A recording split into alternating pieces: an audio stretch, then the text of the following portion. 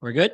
All right. Welcome back, everybody. It's 8:12 p.m. Tuesday, October 28th, and we'll resume this session in West Hants Regional Municipality Council after the break. So we are on section number 13 of our agenda, which is Committee of Council Excerpts, Recommendations, Committee of the Whole from October 14th, 2025.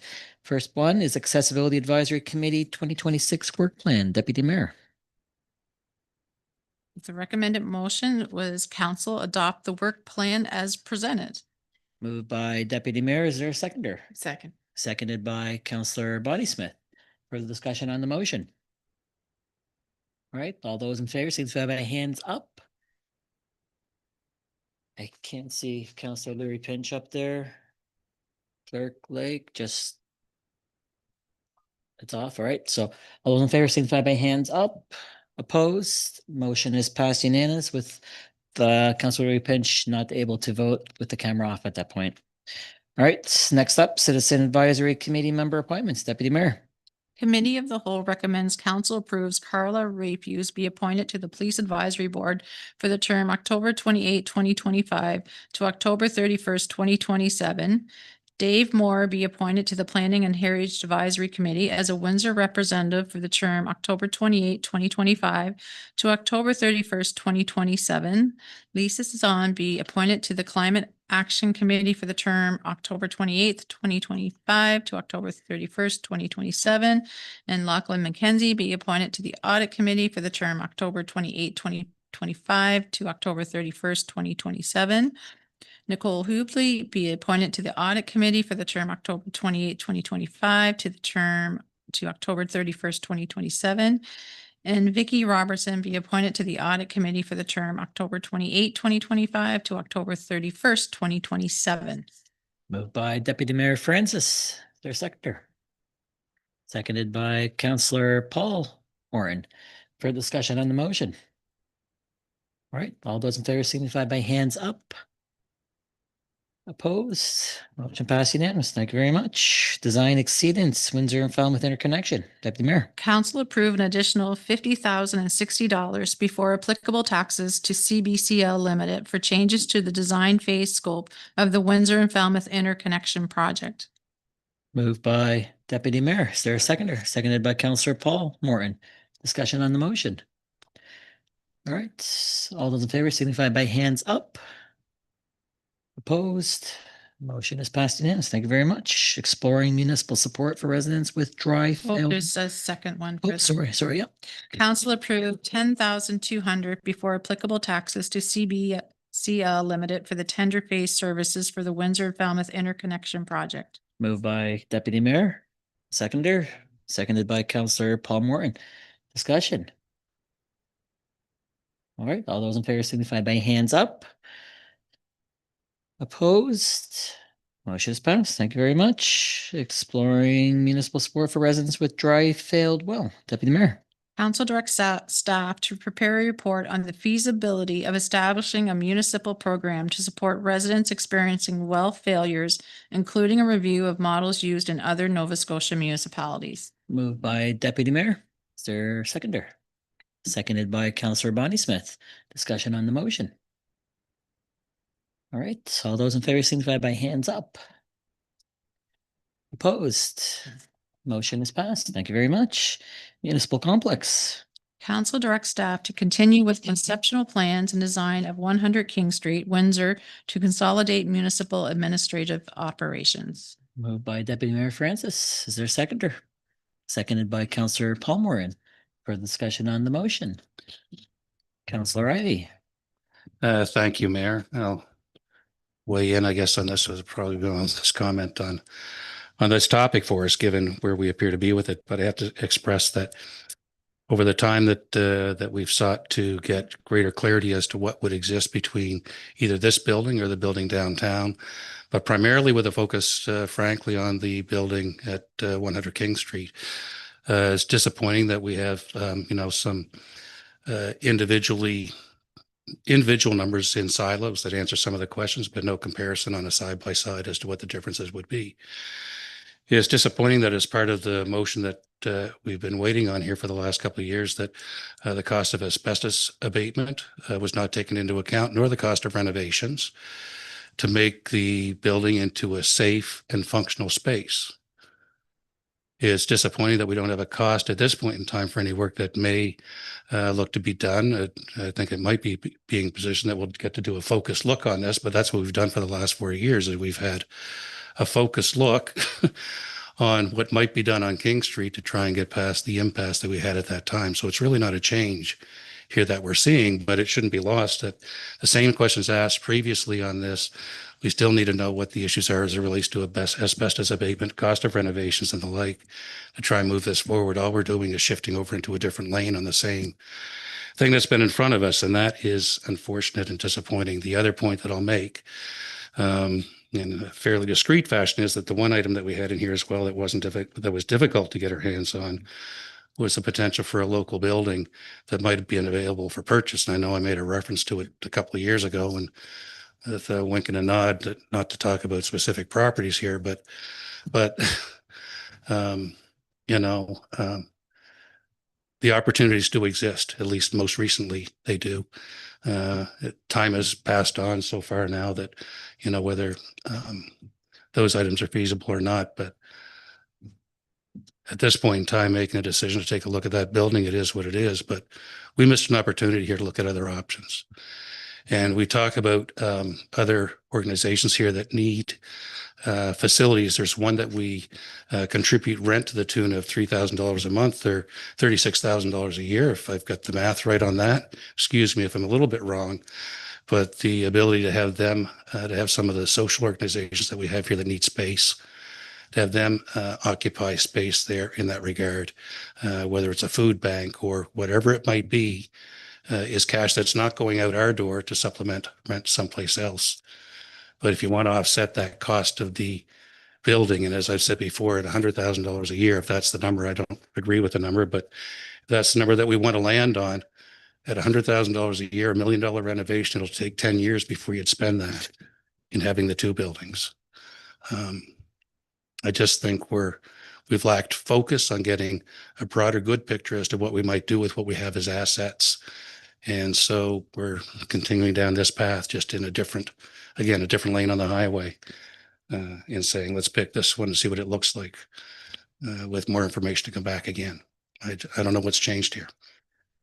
It's disappointing. And those are my closing comments on that item. It'll soon be able to be removed from the dashboard. Thank you very much. Any further discussion on the motion? All right, all those in favor signify by hands up. Opposed? To oppose, Councillor Scott McLean and Ivy. Motion is passed. Thank you very much. Review of utility assistant rebate policy, Deputy Mayor.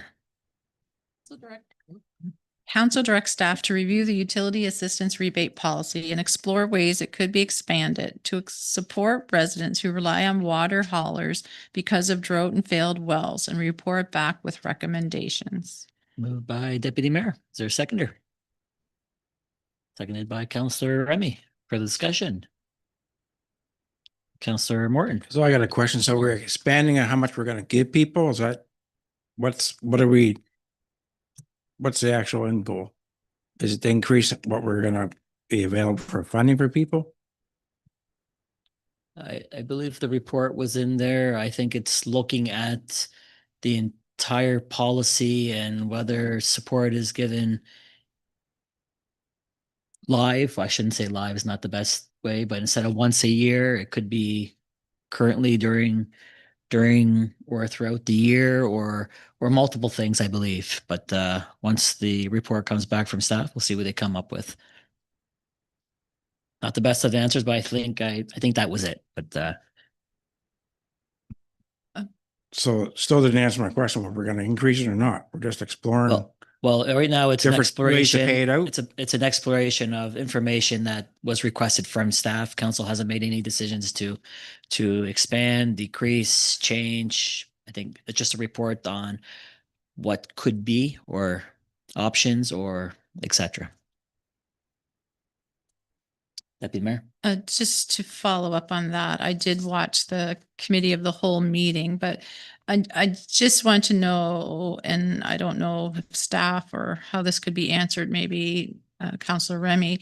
So we've already passed the motion for establishing a municipal program to support residents with well failures and stuff. So is this one in addition to, or possibly in addition to that one, or is this one above and beyond that one? So they get help both ways, because the water utility, I mean, I hear it loud and clear in the rural areas, but the utility, it's the haulers that it is meant for, not, and then they sell it. So I just was curious, is this part and parcel to the two?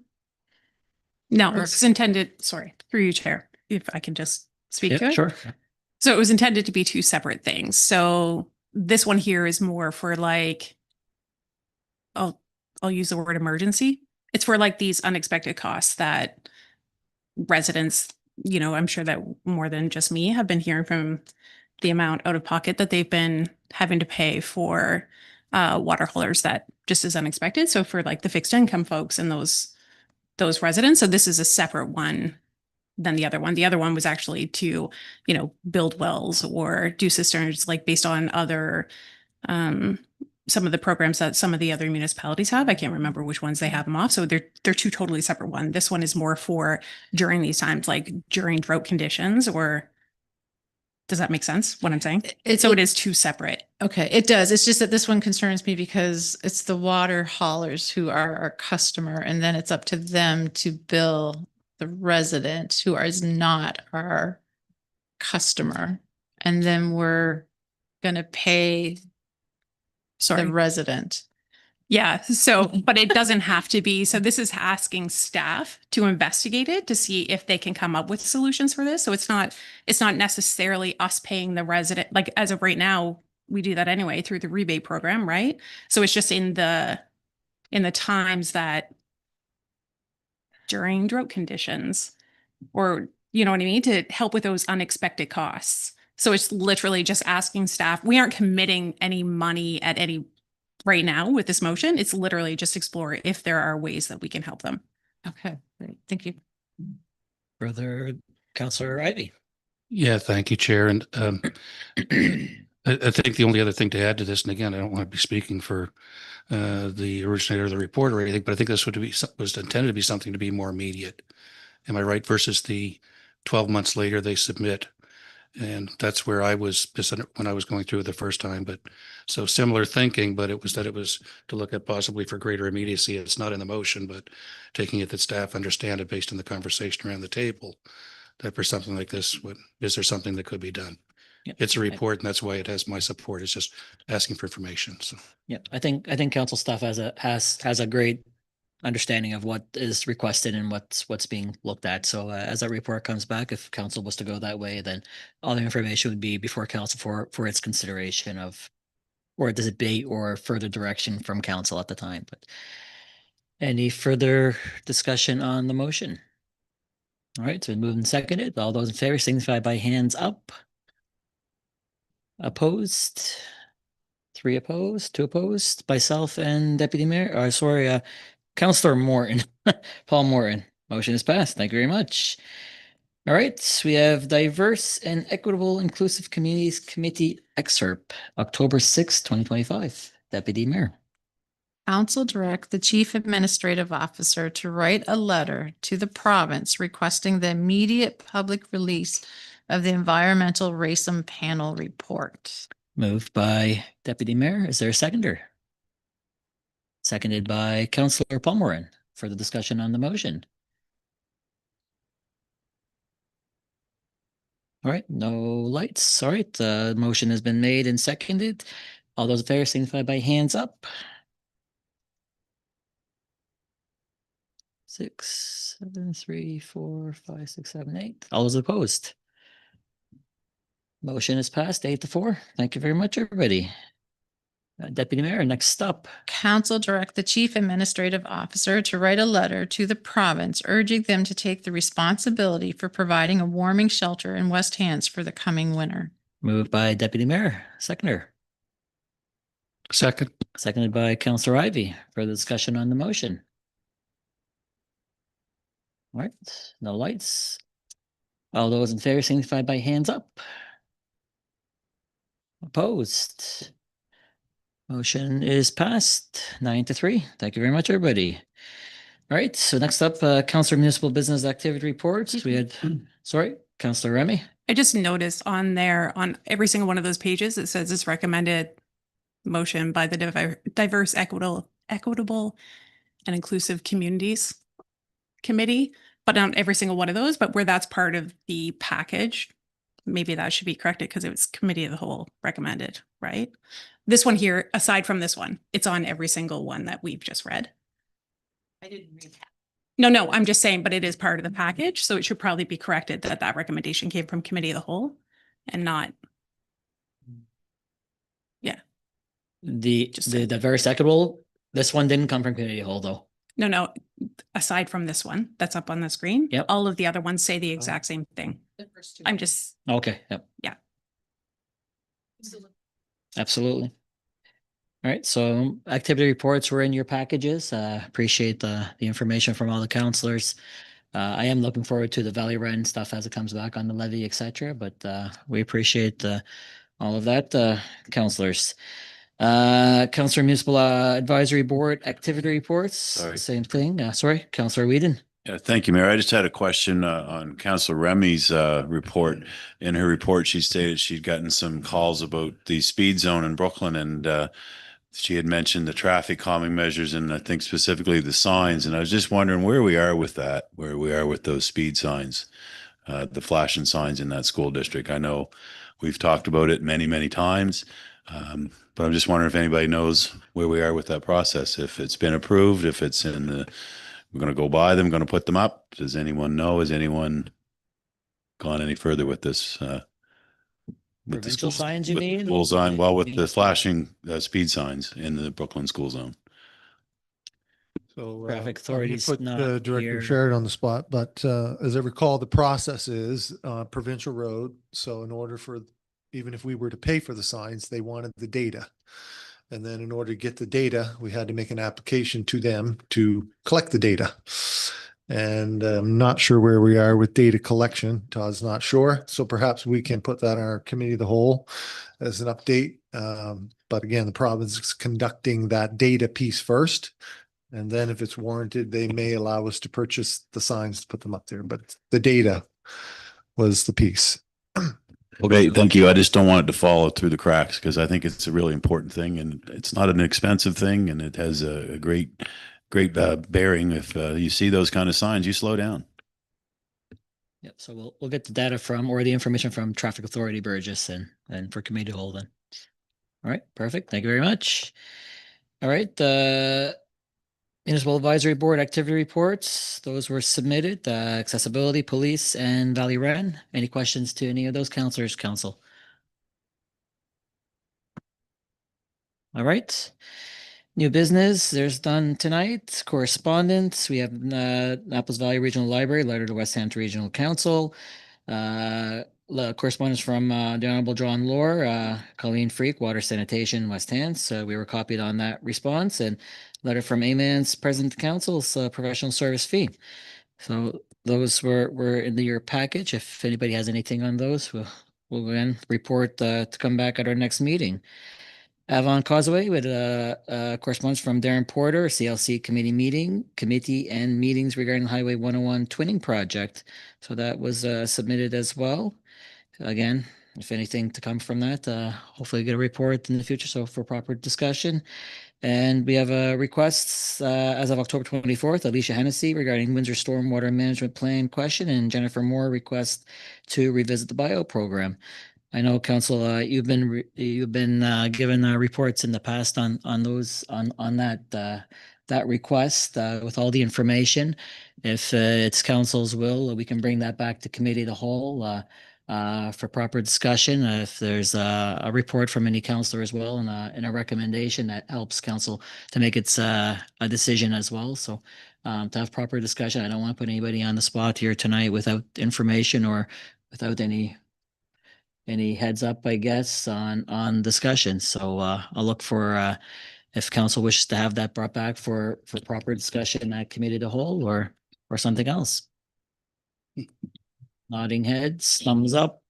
Councillor Ivey. Yeah, thank you, Your Worship. The one thing that I tried to ascertain since this came in was the most current version of the CSO draft buyout report. And I'd requested a copy, and Deanna was kind enough to circulate one to me over the weekend, but I wasn't able to line it up with what I believe we had a version here in December. That's the last time we had a formal discussion about this.